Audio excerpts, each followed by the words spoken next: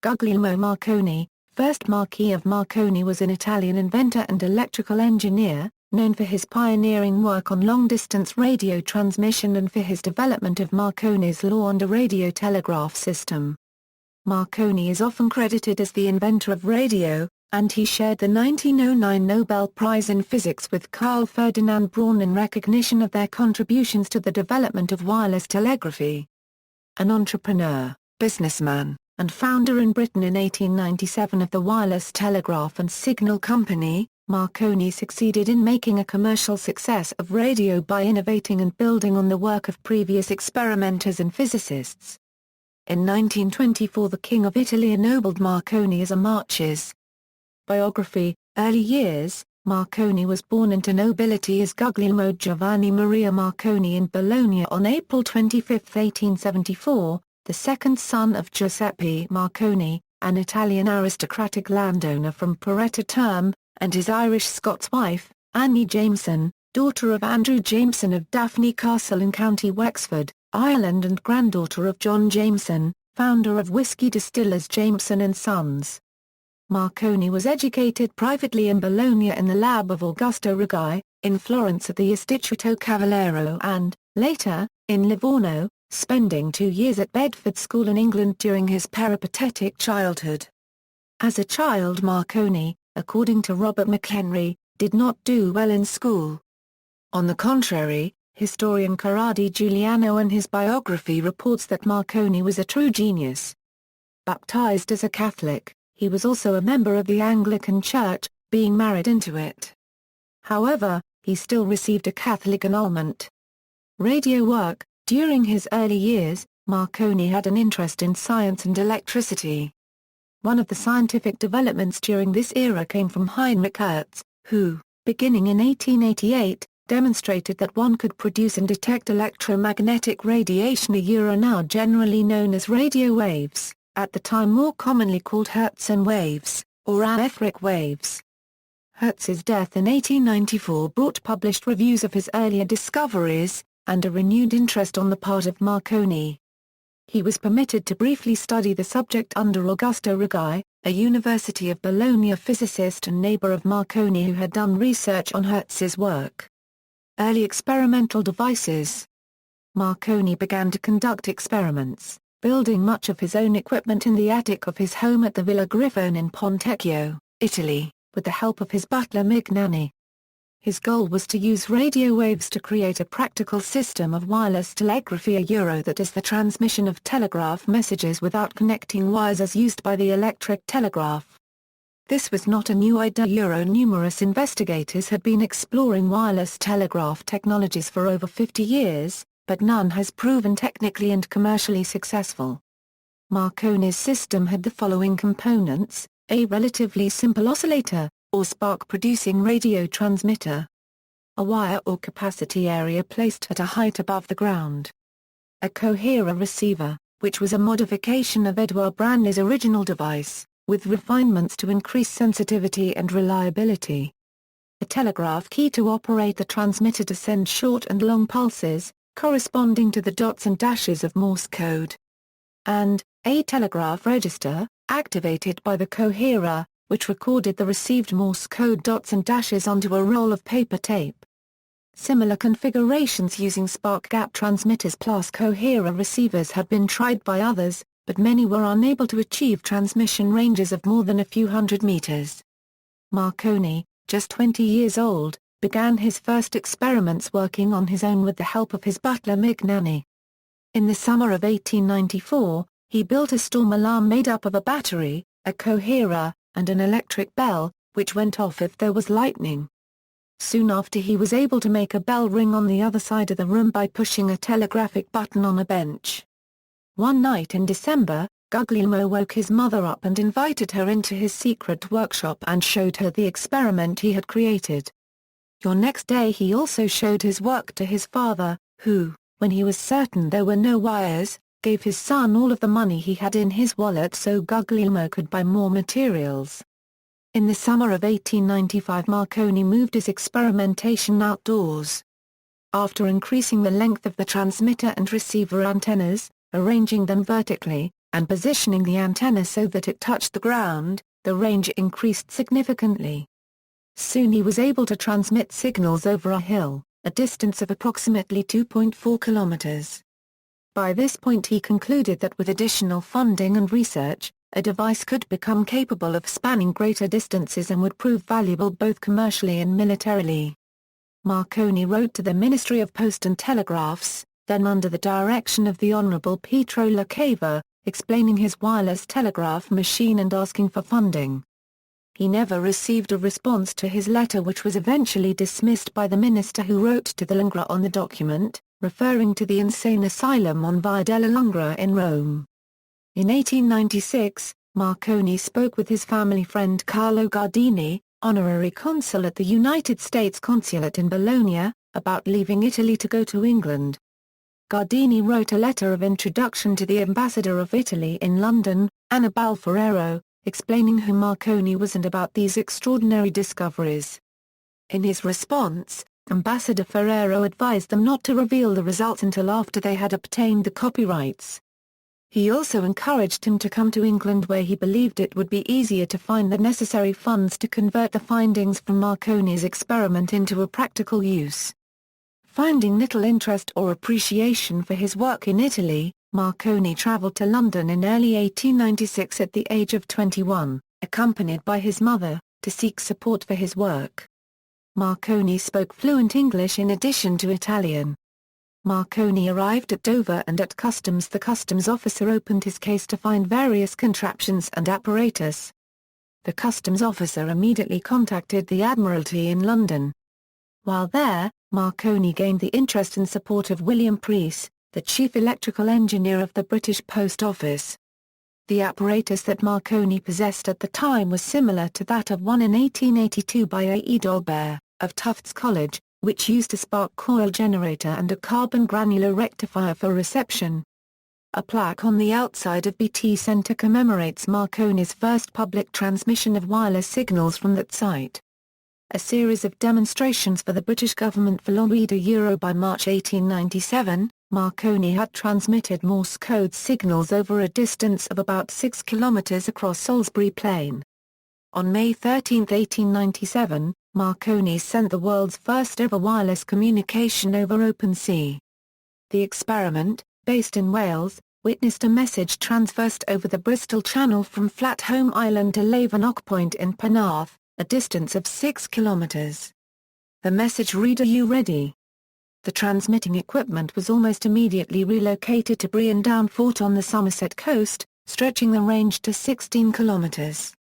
From his Fraserburgh base, he transmitted the first long-distance, cross-country wireless signal to Poldhu in Cornwall.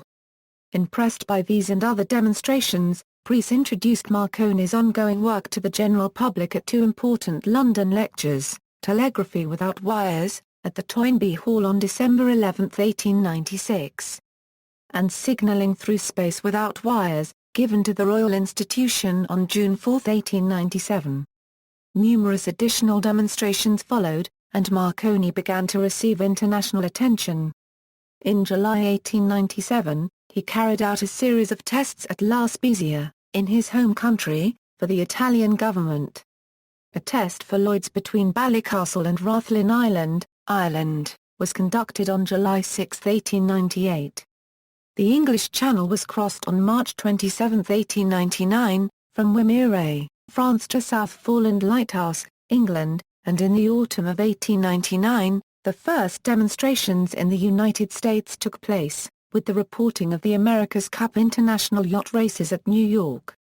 Marconi sailed to the United States at the invitation of the New York Herald newspaper to cover the America's Cup races off Sandy Hook, NJ. The transmission was done aboard the SS Ponce, a passenger ship of the Puerto Rico Line. Marconi left for England on November 8, 1899 on the American Lines SAS St. Paul, and he and his assistants installed wireless equipment aboard during the voyage. On November 15 the St. Paul became the first ocean liner to report her imminent return to Great Britain by wireless when Marconi's Royal Needles Hotel radio station contacted her 66 nautical miles off the English coast. Transatlantic Transmissions. At the turn of the 20th century, Marconi began investigating the means to signal completely across the Atlantic, in order to compete with the transatlantic telegraph cables. Marconi established a wireless transmitting station at Marconi House, Rosselair Strand, Company, Wexford in 1901 to act as a link between Poldhu in Cornwall and Clifton in Company, Galway. He soon made the announcement that on December 12, 1901, using a 500-foot kite-supported antenna for reception, the message was received at Signal Hill in St. John's, Newfoundland. Signals transmitted by the company's new high-power station at Poldhu, Cornwall. The distance between the 2 points was about 2,200 miles. Heralded as a great scientific advance, though and continues to be considerable skepticism about this claim. The exact wavelength used is not known, but it is fairly reliably determined to have been in the neighborhood of 350 meters. The tests took place at a time of day during which the entire transatlantic path was in daylight. We now know that this was the worst possible choice. At this medium wavelength, long-distance transmission in the daytime is not possible because of heavy absorption of the skywave and the ionosphere. It was not a blind test. Marconi knew in advance to listen for a repetitive signal of 3 clicks, signifying the Morse code letter S. The clicks were reported to have been heard faintly and sporadically. There was no independent confirmation of the reported reception, and the transmissions were difficult to distinguish from atmospheric noise. The Poldhu transmitter was a 2-stage circuit. Feeling challenged by skeptics, Marconi prepared a better organized and documented test. In February 1902, the SS Philadelphia sailed west from Great Britain with Marconi aboard, carefully recording signals sent daily from the Poldhu station. The test results produced coherent tape reception up to 1,550 miles, and audio reception up to 2,100 miles. The maximum distances were achieved at night, and these tests were the first to show that for medium-wave and long-wave transmissions, radio signals travel much farther at night than in the day. During the daytime, signals had only been received up to about 700 miles, less than half of the distance claimed earlier at Newfoundland, where the transmissions had also taken place during the day. Because of this, Marconi had not fully confirmed the Newfoundland claims, although he did prove that radio signals could be sent for hundreds of kilometers, despite some scientists' belief they were essentially limited to line-of-sight distances. On December 17, 1902, a transmission from the Marconi station in Glace Bay, Nova Scotia, Canada, became the world's first radio message to cross the Atlantic from North America. In 1901, Marconi built a station near South Wellfleet, Massachusetts that on January 18, 1903 sent a message of greetings from Theodore Roosevelt, the President of the United States, to King Edward VII of the United Kingdom, marking the first transatlantic radio transmission originating in the United States. This station also was one of the first to receive the distress signals coming from the RMS Titanic. However, consistent transatlantic signaling was difficult to establish. Marconi began to build high-powered stations on both sides of the Atlantic to communicate with ships at sea, in competition with other inventors. In 1904 a commercial service was established to transmit nightly news summaries to subscribing ships, which could incorporate them into their onboard newspapers. A regular transatlantic radio telegraph service was finally begun on October 17, 1907 between Clifton Island and Glace Bay, but even after this the company struggled for many years to provide reliable communication to others. Titanic, the two radio operators aboard the RMS Titanic Jack Phillips and Harold Bridie were not employed by the White Star Line, but by the Marconi International Marine Communication Company. Following the sinking of the ocean liner, survivors were rescued by the RMS Carpathia of the Cunard Line. Also employed by the Marconi Company was David Sarnoff, who would later head RCA.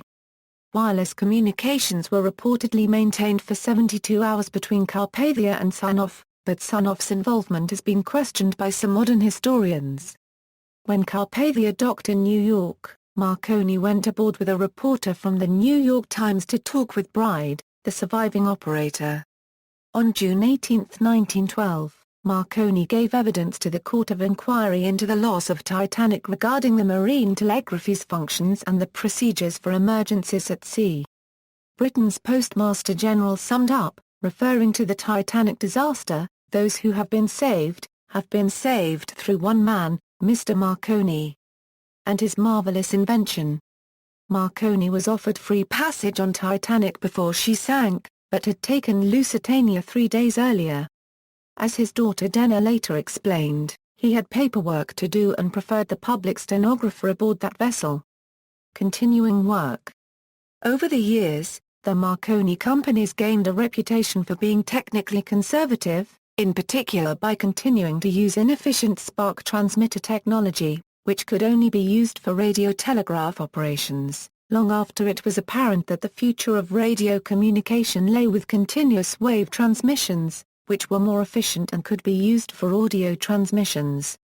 Somewhat belatedly, the company did begin significant work with continuous wave equipment beginning in 1915, after the introduction of the oscillating vacuum tube. In 1920, employing a vacuum tube transmitter, the New Street Works factory in Chelmsford was the location for the first entertainment radio broadcasts in the United Kingdom, featuring Dame Nellie Melba. In 1922 regular entertainment broadcasts commenced from the Marconi Research Centre at Great Bardow, forming the prelude to the BBC. Later years. In 1914 Marconi was made a senator in the Italian Senate and appointed Honorary Knight Grand Cross of the Royal Victorian Order in the UK.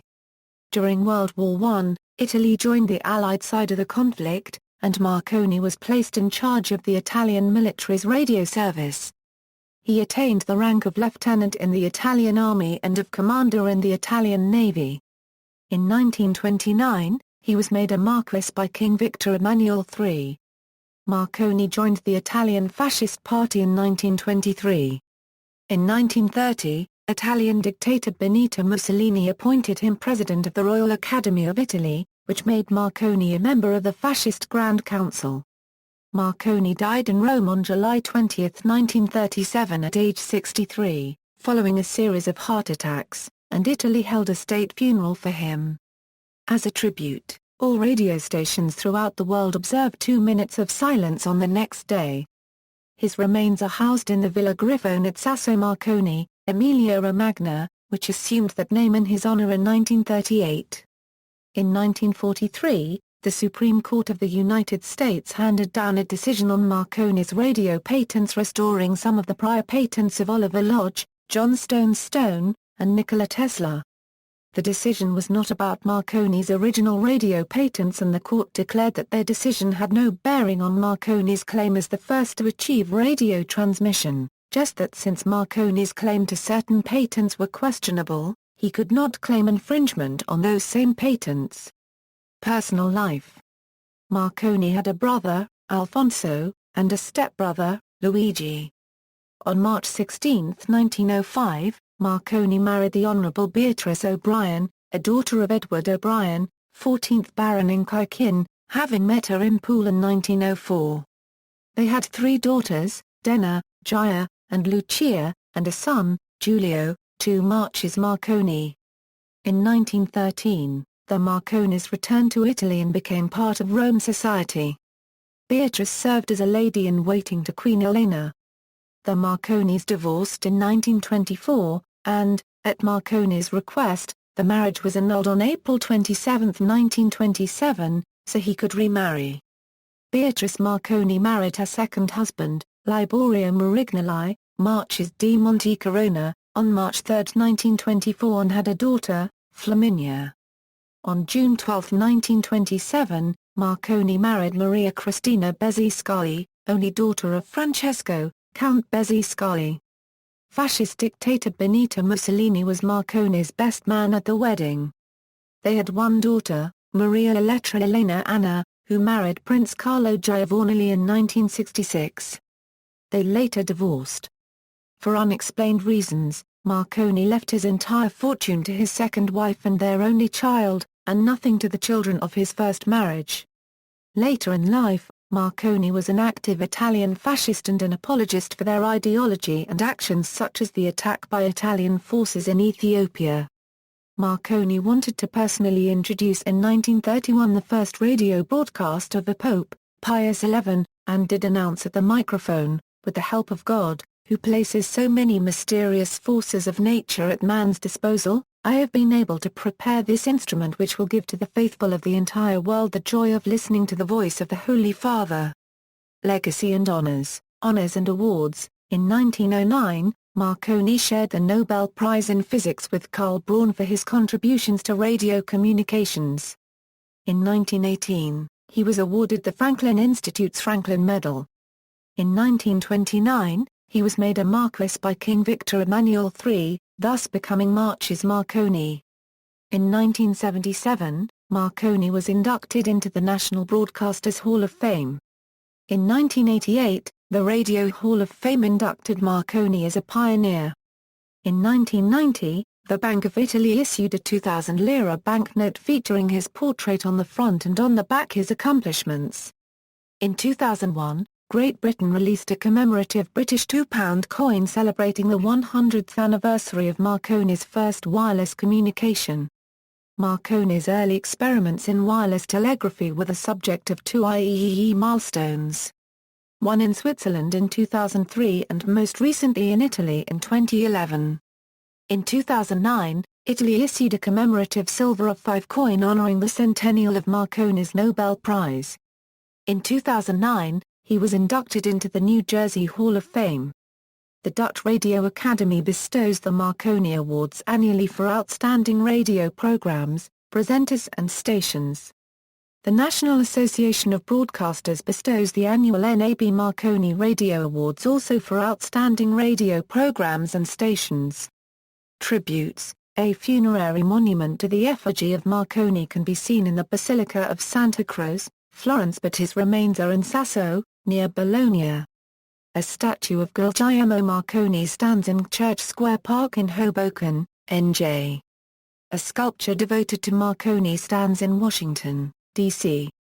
The premier collection of Marconi artifacts was held by the General Electric Company, plc. of the United Kingdom, which later renamed Marconi plc and Marconi Corporation plc. In December 2004, the extensive Marconi collection, held at the former Marconi Research Centre at Great Bardow, Chelmsford, Essex, UK, was donated to the nation by the company via the University of Oxford.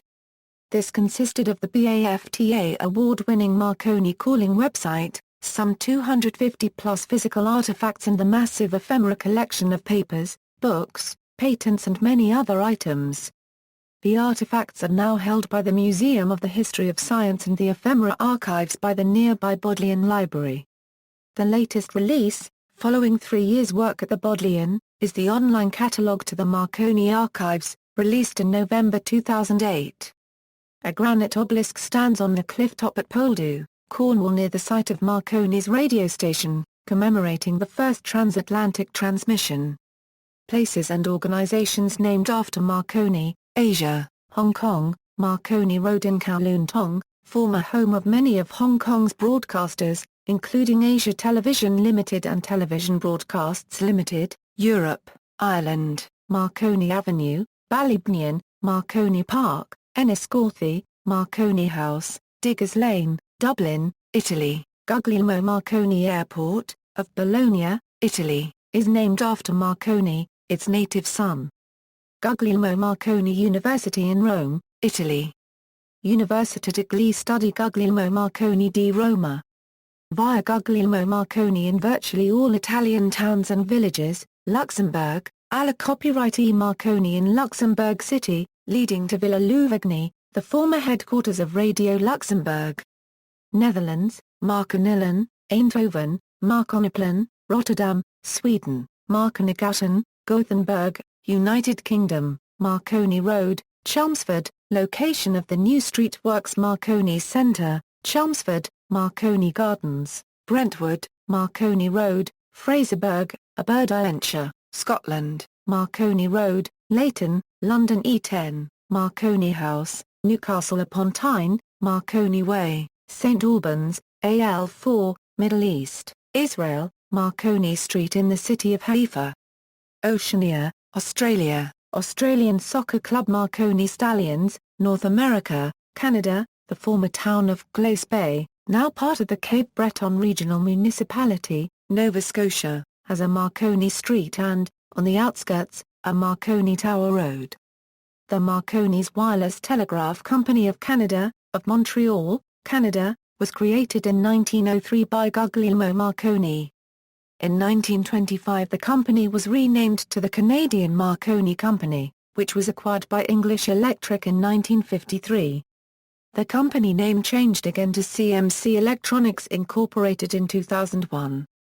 The Marconi Wireless Corporation operated several pioneer and commercial radio stations in Canada, Ireland, Newfoundland, the United States and the United Kingdom. The Marconi National Historic Site of Canada was created by Parks Canada as a tribute to Marconi's vision in the development of radio telecommunications. The first official wireless message was sent from this location by the Atlantic Ocean to England in 1902. The museum site is located in Glace Bay, Nova Scotia, at Table Head on Timmermans Street. Villa Marconi Retirement Home, Nepean, Ontario, Rue Marconi in the Little Italy neighbourhood of Montreal, Quay copyright Beck. Marconi Street in Sault Ste. Marie, Ontario. Italian Canadians make up a large percentage of the city's residents. 284 Royal Canadian Sea Cadet Corps Marconi, Mount Pearl, Newfoundland and Labrador, Mexico, Guillermo Marconi Street, in Mexico City. United States, California, Marconi Conference Center and State Historic Park, site of the Transoceanic Marshall Receiving Station, Marshall, Marconi Monument at Fulton Intersection, Sacramento, Marconi Avenue in Sacramento, Marconi Memorial Statue on Telegraph Hill, San Francisco, Hawaii, Marconi Road in Kyushu, Hawaii, marks the entrance to the former Marconi Wireless Telegraph Station. Massachusetts, Marconi Beach in Wellfleet, Massachusetts, part of the Cape Cod National Seashore, located near the site of his first transatlantic wireless signal from the U.S. to England. Missouri, Marconi Avenue, The Hill, St. Louis, New Jersey, Guglielmo Marconi Memorial Plaza in Somerset, New Jersey, located on the former site of the New Brunswick Marconi Station. President Woodrow Wilson's 14-point speech was transmitted from the site in 1918. Marconi Road in Wall Township, New Jersey, located in the former Camp Evans, which was the site of the Belmar Marconi Station and is now the location of the INFJ Science History Learning Center, dedicated to the preservation and education of information age technologies. New York, Marconville section of the town of Copiague, La Scuola d'Italia on New York City's Upper East Side, Marconi Boulevard in Rocky Point, New York. His original radio shack is found along that road at the Frank J. Caracity Elementary School in Rocky Point. Marconi Avenue in Ronkonkoma, New York. Ohio, Marconi Boulevard in Columbus, Ohio. Pennsylvania, Marconi Plaza, Philadelphia, Pennsylvania. Roman terrace-styled plaza originally designed by the architects Olmsted Brothers in 1914–1916, built as the grand entrance for the 1926 sesquicentennial exposition and renamed to honor Marconi. Rhode Island, Piazza Guglielmo Marconi, northeast sector of the intersection of Atwood Avenue and Plainfield Street, Johnston, Rhode Island, patents. See also, History of Radio, Jagadish Chandra Bose, List of people on stamps of Ireland, List of people on the cover of Time magazine, 1920s December 6, 1926, notes. Further reading, Relatives and Company Publications, Bussey, Gordon, Marconi's Atlantic Leap, Marconi Communications, 2000. ISBN 0-9538967-0-6, Isted, G.A., Guglielmo Marconi and the History of Radio Part 1, General Electric Company, plc, GEC Review, Volume 7, No. 1, p. 45, 1991, ISSN 02679337, Isted, G.A., Guglielmo Marconi and the History of Radio Part 2, General Electric Company, plc, GEC Review, Volume 7, Number 2, P110, 1991, ISSN 02679337, Marconi, Denner, my father, Marconi, James. Lorimer and Colorado, 1982. ISBN 0-919-511-14-7, Marconi, Mio Padre, Di Renzo editor, 2008, ISBN 88-8323-206-2, Marconi's Wireless Telegraph Company, Yearbook of Wireless Telegraphy and Telephony, London, published for the Marconi Press Agency Limited, by the St. Catherine Press/Wireless Press. LCCN 14017875 SN 86035439, Simons, R.W., Guglielmo Marconi and Early Systems of Wireless Communication, General Electric Company, plc, GEC Review, Volume 11, No. 1, p. 37, 1996, ISSN 02679337, Other, Ahern, Steve. Making Radio Allen and Unwin, Sydney, 2006 ISBN 9781741149128. Aitken, Hugh G. J., Syntony and Spark, The Origins of Radio, New York, John Wiley & Sons, 1976. ISBN 0-471-01816-3, Aitken, Hugh G. J., The Continuous Wave, Technology and American Radio, 1900 Euro 1932, Princeton, New Jersey, Princeton University Press, 1985. ISBN 0-691-08376-2. Anderson, Leland I., Priority in the Invention of Radio Euro Tesla vs. Marconi, Baker, W. J., A History of the Marconi Company, 1970. Brodsky, Ira. The History of Wireless, How Creative Minds Produce Technology for the Masses, Cheney, Margaret, Tesla, Man Out of Time Laurel Publishing, 1981. Chapter 7, East pages 69, Published Lectures of Tesla in 1893, copied by Marconi. Clark, Paddy, Marconi's Irish Connections Recalled, published in 100 Years of Radio, IEE Conference Publication 411, 1995. Co., Douglas and Crear Collins, Marconi, Pioneer of Radio, New York, J. Messner, Incorporated, 1943. LCCN 43010048, Garat, GRM, The Early History of Radio, From Faraday to Marconi, London, Institution of Electrical Engineers in association with the Science Museum, History of Technology Series, 1994. ISBN 0-85296-845-0 LCCN GB 94011611, Geddes, Keith, Guglielmo Marconi, 1874 Euro 1937, London HMSO, A Science Museum Booklet, 1974. ISBN 0-11-290198-0 LCCN 75329825, Hancock, Harry Edgar, Wireless at Sea. The First 50 Years, A History of the Progress and Development of Marine Wireless Communications written to commemorate the Jubilee of the Marconi International Marine Communication Company, Limited, Chelmsford, Eng. Marconi International Marine Communication Colorado, 1950.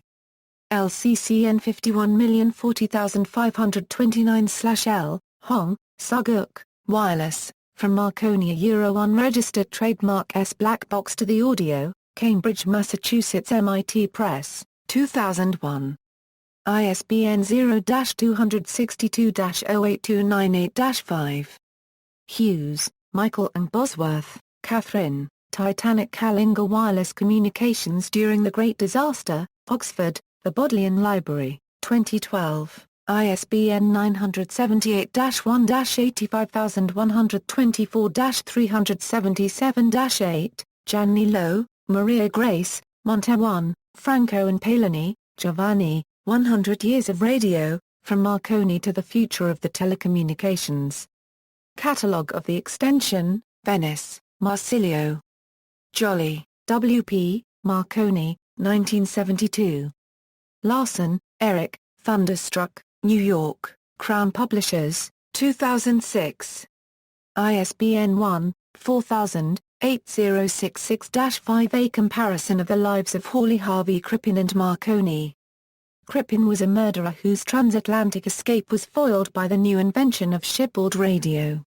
MacLeod, Mary K., Marconi, The Canada Years Euro 1902 Euro 1946, Halifax, Nova Scotia, Nimbus Publishing Limited, 1992, ISBN 1551093308, Massini, Giansalo, Guglielmo Marconi, Turin, Turinese Typographical Publishing Union, 1975.